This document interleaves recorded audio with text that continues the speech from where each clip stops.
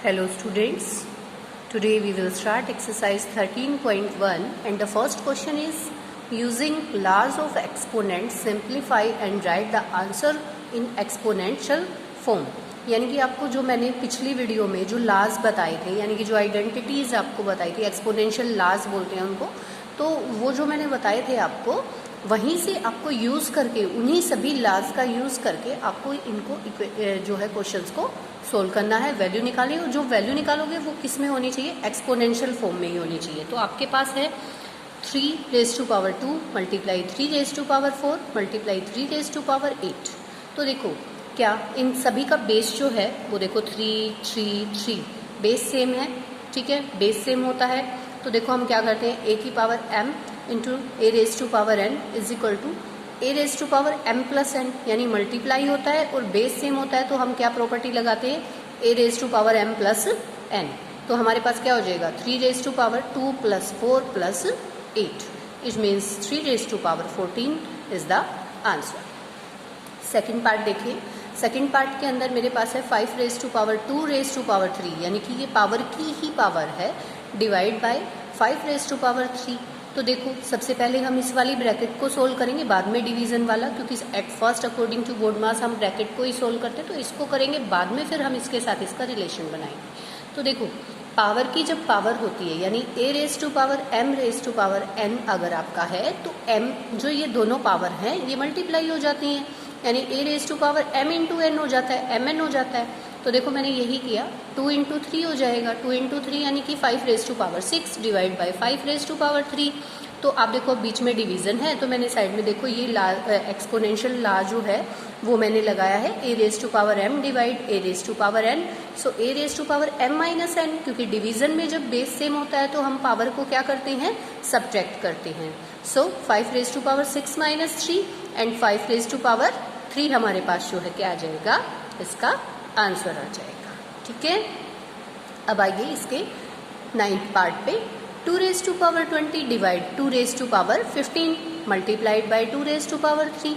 तो सबसे पहले मैं यहाँ पे ऑपरेशन लगाती हूँ, क्यों, क्योंकि देखो यहाँ ये मेरे पास ब्रैकेट है, सो अकॉर्डिंग टू बोर्ड मास मुझे क्या करना होगा, पहले ब्रैकेट को सोल्व करना होगा। तो A raise to power m divide A raise to power n मेरे पास है, तो A raise to power m minus n बनेगा अकॉर्डिंग टू लॉ, ठीक है। तो 20 माइनस 15 हो गया और ये एज इट इज रहा।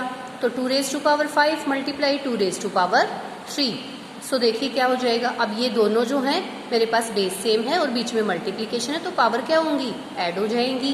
देखो ब्रैकेट में आप साइड में ये सब लास्ट जो है वो लिखते चले, क्योंकि आप लिखेंगे तो आपको ये अच्छे से क्लियर भी हो जाएगा, बार बार इसका यूज़ करेंगे ना क्वेश्चंस के अंदर तो आपको क्लियर भी हो जाएगा और देखो ये अच्छे से समझ में आएगा कि आपने ऐसा यहाँ पे क्यों किया है, और ये आपको अच्छे से लर्न हो जाएंगे, आपको प्रैक्टिस हो जाएगी इन चीज़ों की। सो देखिए 2 रेज़ टू पावर 5 प्लस 3 हो जाएगा, सो 2 रेज़ टू पावर हमारा क्या हो गया 8 इज द आंसर। तो देखो मैंने इसके आपको कुछ पार्ट्स कराए, 3 पार्ट्स कराए जो डिफरेंट डिफरेंट लाज को लगा के जो है किए गए हैं सोल्व। तो आप इसके बाकी के जो पार्ट्स हैं वो खुद से बेटा सोल्व करेंगे, okay. Now come to its second number question, simplify and express each of the following in exponential form. देखो हमारे पास क्वेश्चन है 2 raise to power 3 3 raise to power 4 multiply 4 divided by 3 multiply 32। तो हम इन क्वेश्चंस के अंदर क्या करेंगे, देखो कुछ तो हमारे पावर में है और कुछ नंबर्स जो है ऐसे इस तरीके से नंबर्स में है, पावर्स में नहीं है। तो आप एक काम करें इसको करने के लिए सोल्व, देखो क्या करेंगे कि ये जो 4 है इसका अगर मैं प्राइम फैक्टराइजेशन करती हूँ, 4 का करूँगी 2 इंटू देन 1। सो क्या आया मेरे पास 4 इज इक्वल टू 2 इंटू 2 आया। तो मैंने यहाँ पे 2 इंटू 2 आया तो 2 की पावर 2 लिख सकते हैं इसको, यानी कि ये 2 बार है तो 2 की पावर 2। तो मैंने क्या किया 4 की जगह पे यहाँ पे 2 की पावर 2 का यूज़ किया। ऐसे 32 का अगर हम करते हैं, देखो 32 का अगर हम करते हैं तो हमारे पास देखो 2 16 देन 8 देन 4 एंड उसके बाद देखो 2 से 2 एंड 2 बन जाए। तो कितने टाइम्स हुआ 1 2 3 4 5। सो 2 रेज़ टू पावर 5 मैं इसको लिख सकती हूँ, ठीक है। मैंने ऐसे प्राइम फैक्टराइजेशन करके और ये किया, आपको पता है ना जैसे ऐसे पावर होती है तो इसका मतलब क्या है कि 2 को हमने 5 टाइम किया है, तो अगर 2 5 टाइम है तो उसको हम 2 की पावर 5 लिख सकते हैं, ठीक है ना। बेस सेम है, पावर ऐड हो जाती है। तो इस तरीके से जब मैंने इसको बना लिया तो ये आपको ईजी होगा सोल्व करने में। देखो कैसे, इसको अब क्या करेंगे, 2 रेज टू पावर 3 ऑलरेडी था, अब ये 2 रेज टू पावर 2 मैंने पहले लिख लिया, फिर ये 3 रेज टू पावर 4 मैंने लिखा, इसके बाद 3 मल्टीप्लाई 2 रेज टू पावर 5। अब मैंने इस 2 और इस वाले को कंबाइन कर लिया, यानी यहाँ पे लगा a raise to power m into a raise to power n वाली m प्लस n वाली प्रॉपर्टी मैंने लगाई, एक ला यूज किया, 2 रेज टू पावर 3 प्लस 2 हो जाएगा, और ये 3 4, बाकी सारे एज इट इज रहने दें, जहां ला लगाते हैं वहीं पे आप उसको करें, ठीक है। So 2 raise to power 5 into 3 raise to power 4, और ये हमारा चल रहा है, तो 2 रेज टू पावर 5, देखो इसको मैं इसी के नीचे ले आई क्योंकि इसको आगे पीछे हम लोग लिख सकते हैं, 3 raise to power 4, 3 raise to power 4, ठीक है, और 3 रेज टू पावर 1। आप देखें इसको, तो 2 की पावर 5 है, ये डिवाइड में है तो 5 माइनस 5 हो जाएगा, या आप इसको ऐसे भी कर सकते हैं, यहीं पे इसको कैंसिल आउट कर दो और 1 बच जाएगा, या फिर आप ऐसे करो, ठीक है, 3 रेज टू पावर 4 माइनस 1, तो यहाँ पे 2 की पावर 0 जो है आपकी बच गई, 3 रेज टू पावर 3, तो यहाँ पे देखो किसी की पावर अगर 0 होती है, किसी की भी पावर अगर 0 होती है तो वो किसके इक्वल होता है, आपका 1 के इक्वल होता है, तो multiply by 3 raise to power 3, यानी कि 1 से करेंगे तो 3 रेज टू पावर 3 इसका आंसर आ जाएगा। और इसी तरीके से हमें निकालना है, थोड़ा लेंथी जरूर जाता है लेकिन प्रॉपरली सारे स्टेप्स जो है वो क्लियर हो जाते हैं। अब देखो इसका सेकंड पार्ट है 5 raise to power 2 raise to power 3, 5 raise to power 4 divide 5 raise to power 7। तो सबसे पहले मैंने देखो मैं साइड में जो है ये सारी आइडेंटिटीज, इसके जो लाज हैं जो भी यूज कर रही हूँ वो लिखती जा रही हूँ, तो आपको ऐसे ही लिखना है। तो मैंने क्या किया, पावर की पावर है, पहले मैं इसको सोल्व कर लेती हूँ, 2 इंटू 3 हो जाएगा, यानी 5 raise to power 6 multiply 5 raise to power 4। देखो अब इस ब्रैकेट को सोल्व करेंगे, बीच में मल्टीप्लाई है और बेस सेम है तो पावर ऐड हो जाएंगी, देखो ये लगा दिया मैंने यहाँ पे 5 रेज टू पावर 7। अब देखो इसको सोल्व किया तो 5 raise to power 10 divide 5 raise to power 7, तो 5 रेज टू पावर 10 माइनस 7 यानी 5 रेज टू पावर 3, और साथ साथ मैं इनको मेंशन करती हुई जा रही हूँ, ठीक है, तो ये आपको मेंशन करने हैं। ओके, थर्ड पे आइए, थर्ड है 25 raise to power 4 divide 5 raise to power 3। तो 25 को अगर हम करते हैं, 25 को अगर आप करते हो प्राइम फैक्टराइजेशन से, मैंने बताया आपको इसको पावर में ही बना लिया करो क्योंकि फिर आपको दिक्कत नहीं होती। तो आप इसको क्या लिख सकते हो, 5 रेज टू पावर 2 लिख सकते हो। तो मैंने 25 की जगह 5 रेज टू पावर 2 लिखी और इसके पूरे की पावर 4 थी, तो पावर की देखो पावर हो गई, ठीक है, 5 रेज टू पावर 3। अब देखो 5 रेज टू पावर 2 इंटू 4 हो जाएगा, क्योंकि पावर की पावर है तो मल्टीप्लाई होती है, आपको पता है, A raise to power m into N, ठीक है, mn हो जाता है। तो ये हमारा 5 रेज टू पावर 8 और 5 रेज टू पावर 3।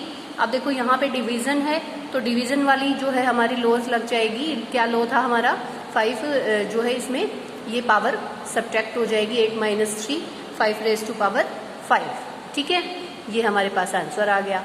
इससे नेक्स्ट फोर्थ है हमारे पास 3 into 7 raise to power 2 11 raise to power 8 21 into 11 raise to power 3। अब देखो मैंने क्या किया, ये जो 21 था मेरे पास, इसको मैंने 3 इंटू 7 यानी 3 की पावर 1 रहेगी, 7 एक बार है तो पावर 1 लगा देते हैं, ठीक है।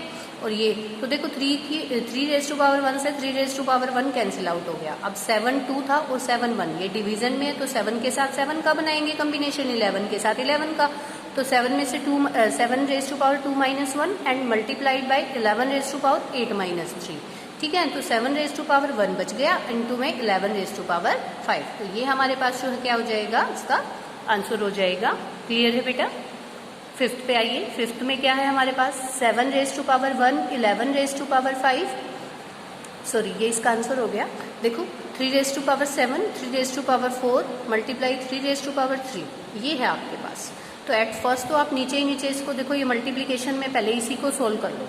इसको मैंने किया तो यहाँ पे 3 रेज टू पावर 4 प्लस 3 हो गया, यानी कि 3 रेज टू पावर 7 ऊपर था, 3 रेज टू पावर 7 नीचे आ गया। इन दोनों को आपस में कैंसिल आउट भी कर सकते हैं, आंसर विल बी 1, क्योंकि ये वन जा पे कटेगा ना, ठीक है, कैंसिल आउट वन जा पे होगा, ये आ गया आपका। अब देखो इसका 6th पार्ट है 2 raise to power 0 3 raise to power 0 4 raise to power 0। आपको पता है किसी की पावर 0 होती है तो वो 1 के इक्वल होता है, ये भी तो हमारा एक लॉ है, मैंने बताया था आप लोगों को। तो 2 रेज टू पावर 0 यानी 1, प्लस का निशान प्लस लगाएंगे, 3 raise to power 0 1 plus 4 raise to power 0 1, तो 1 plus 1 plus 1 3 will be the answer. इसी तरीके से यहाँ मेरे पास प्लस था, यहाँ बीच में मल्टीप्लाई आ गया, तो कोई बात नहीं, 1 मल्टीप्लाई 1 मल्टीप्लाई 1 1 के इक्वल होता है। तो इस तरीके से हम इसको कंप्लीट करेंगे।